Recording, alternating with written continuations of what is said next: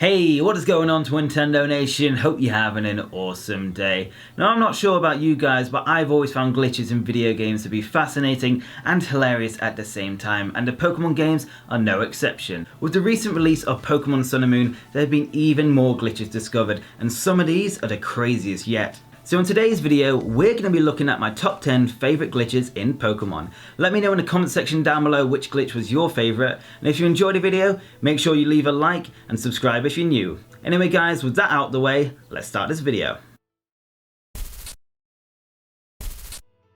Starting off our list is probably the most minor of glitches in the video, but it's so stupid I just had to include it. This is the floating partner Pokemon glitch, and this can only be done in Pokemon Heart Gold and Soul Silver. To activate this glitch, simply drop off an edge and open up the menu by pressing the X button. Then look at either your Pokédex, trainer card or bag.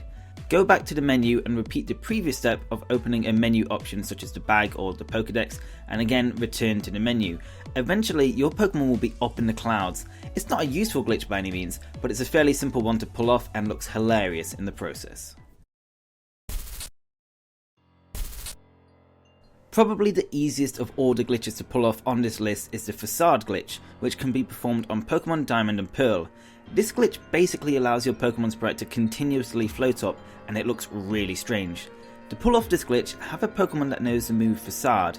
To use this glitch effectively, I recommend using a low level dark type Pokemon like Absol or Umbreon against a high leveled Psychic Pokemon. For instance, high leveled Slowpokes can be found on Route 205 on Pokemon Pearl and Platinum. Now the reason why you want your Pokemon to be low leveled and the wild Pokemon to be a higher level is because you want the wild Pokemon to use all of its moves so you can use Facade as much as you want. Since Slowpoke's moveset does not touch dark types, you can constantly use Facade to fully exploit this glitch. As you guys can see, the glitch is nothing major, but it was quite a big oversight by Game Freak. Also, if you're wondering whether it is possible to make the Pokemon sprite go all the way off the screen, I'm not sure. There's been no recorded footage, but it might be possible to do with a link battle, as it seems to be impossible with wild Pokemon since they run out of PP eventually. Compared to previous games, Pokemon X and Y was for the most part an error-free game, apart from the whole Lumio City save glitch fiasco. However, there was one copy of the game that took exception to this, and it was dubbed Pokemon X Special Edition. As you guys can see, many of the Pokemon were missing textures for their faces, the backgrounds are also missing textures, trainers have no heads, and Miltank turned into a zombie? Clearly something you don't see every day. By the sounds of it, no one else has experienced these bizarre glitches. Truly, it's one of a kind. There have also been reports of albino Pokemon, which is when a Pokemon's colour doesn't load for whatever reason, and the Pokemon stays white until you save and turn off the game. On restart, it turns back to normal, but nevertheless, it's a very strange glitch that is incredibly rare. If you're up for a challenge, forget shiny hunting, albino hunting is where it's at. Now if you've ever seen the anime Parasite, then this next glitch might look a little familiar to you. Here we see our mum from the Sun and Moon games looking a little different. Her arm is somehow turned into a deadly weapon and she looks like she's ready to kill the main character at any point. This glitch has only been discovered in the Japanese copies of Pokémon Sun and Moon, and it's definitely one of the craziest glitches out there. But there is one Sun and Moon glitch coming up later that far surpasses this one for craziness. Nevertheless, this glitch is brilliant in its own way and has never been repeated, and most likely, it never will. One of the most famous glitches out there comes from one of the original Pokemon games, Pokemon Yellow. This glitch is known as the XP Underflow glitch, or if you're like me, you'll most likely know it as level 100 before Brock glitch.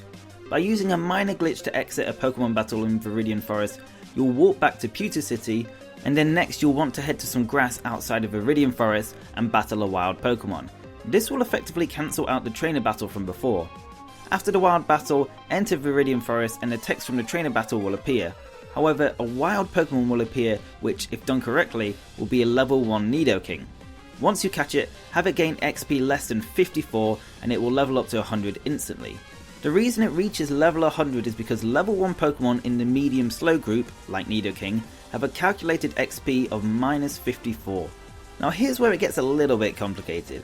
Because of the unsigned integers, the game actually thinks Nidoking has over 16 million experience points, so if a level 1 Pokemon with negative XP completes a battle and doesn't gain enough XP to reach 0 or higher, it will reach level 100.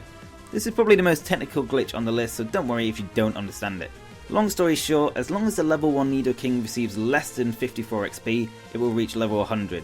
If it receives more than that, then it will only reach level 2. So it's about fine margins, but basically it's an easy way to get a level 100 right before the first gym battle.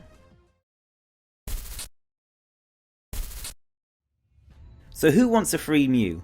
Well, if you have a copy of Pokemon Red, Blue and Yellow, then it's your lucky day. Now there are a few ways to do it, but we'll just look at the one method today. First, you need to beat your rival and then all of the trainers on Nugget Bridge. Obtain the Nugget and sell it at a Pokemart. Then buy as many Pokeballs as you can. Next, catch an Abra on the left side of the bridge, but don't activate the trainer battle. Once Abra is caught, go to the Pokemon Center in Cerulean City, as Abra's teleport will teleport you here later on in the glitch. Go back to where you caught the Abra and save in this exact spot.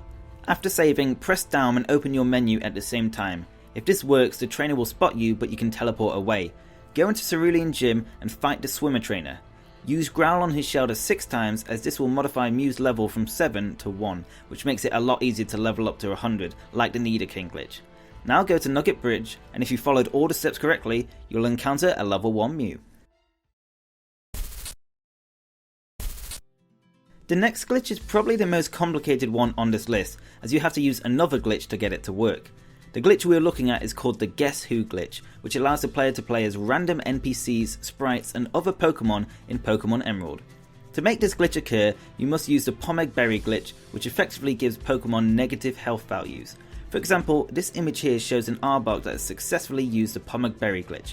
Although Arbok has negative health, its actual health stat is set to 65,535.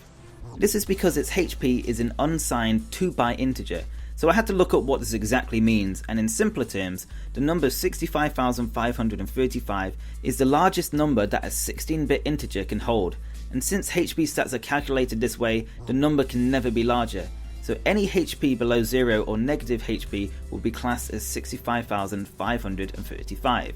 So now that the complicated part is out the way, let me explain why we need this Pomeg glitch. Firstly, we need a Pomeg Berry as its main use in the game is to increase happiness but decrease HP EVs at the same time. So if you use a Pomeg Berry when your Pokemon is on low health, it will have negative HP.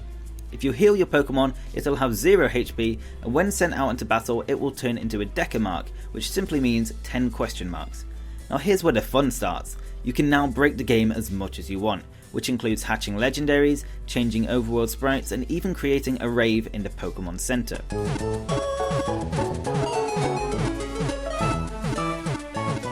But specifically, we're looking at the Guess Who glitch, which as you guys can see allows you to play as random NPCs, Pokemon, and even cushions.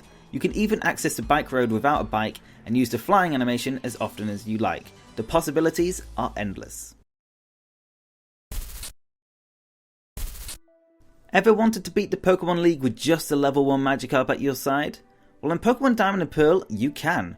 Albeit, there is a catch. You won't actually be doing any battling, but instead, you'll be bypassing all the battles with the Elite Four and the Champion Cynthia. Now to do this, you'll need to enter the Void. If you've never heard of the Void before, basically it's areas of the game that haven't loaded or an area you shouldn't be allowed to explore.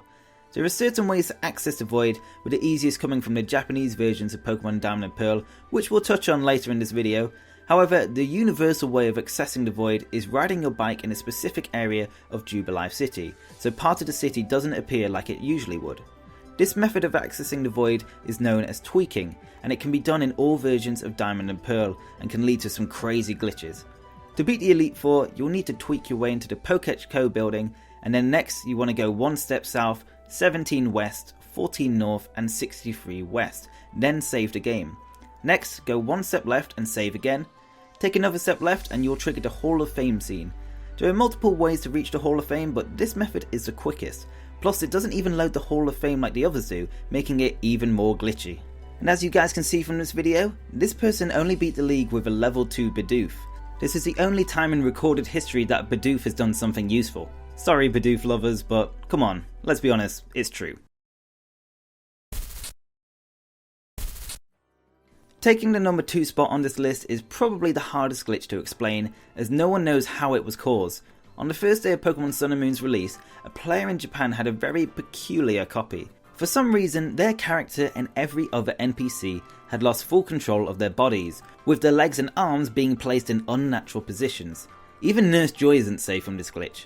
Since we know so little about the glitch, there is a possibility of it being a hack. However, the fact that this happened on the first day of Sun and Moon's release, and the fact that one-off glitches do exist, such as a cursed X and Y copy and the Sun and Moon mom glitch, I'd like to think that this was a freak glitch rather than an elaborate hack. There's also footage from another Pokémon Sun and Moon player who had a very weird walking animation. Although it isn't as weird as the previous one, the player seems to have lost a dimension and turned 2D. Who knows, perhaps Game Freak are planning on making a paper Pokémon game next. Now here is the glitch that started this entire list, and it might be the first glitch in a game I'd ever seen.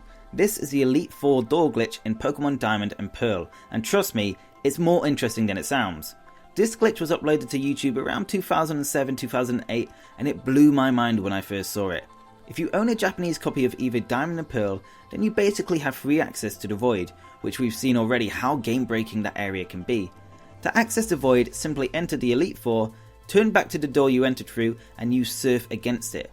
For some reason, the developers never thought we'd use Surf here, and it does beg the question, how the heck did someone find this? Once you're out of the room, you have many possibilities of places to go. You can complete the Elite Four by passing all the battles, get behind a daycare fence, or just chill in the mystery zones. However, what we're going to be looking at is getting legendary Pokemon that should be locked away from the player. The legendary Pokemon you can get in particular are Shaman and Darkrai. The worst thing about these two legendaries is that they are sitting and waiting for you in the game, yet if you miss the events, you'll never be able to go and catch one. And let me tell you, it wasn't easy connecting your DS to the internet back in the day. That makes me sound really old, doesn't it? Anyway, the reason why I put this glitch at number 1 is because this was the original Void glitch, and without it, we might not have discovered tweaking and all the crazy glitches that go along with it. So to obtain these two legendaries, simply exit out of the Elite Four door, follow the instructions, and you have yourself a Pokemon you really shouldn't have, which is awesome. And that's all the glitches for this video. Let me know which one was your favourite in the comments below. Now there are quite a lot of glitches left to discuss in the world of Pokemon, so if you'd like a sequel to this video, then leave a like and comment down below letting me know. Also, if you want to see more videos like this, then make sure you hit the subscribe button to stay up to date with everything Pokemon. Anyway guys, thank you very much for watching, hope you have an awesome day and I will see you on the next video. Peace!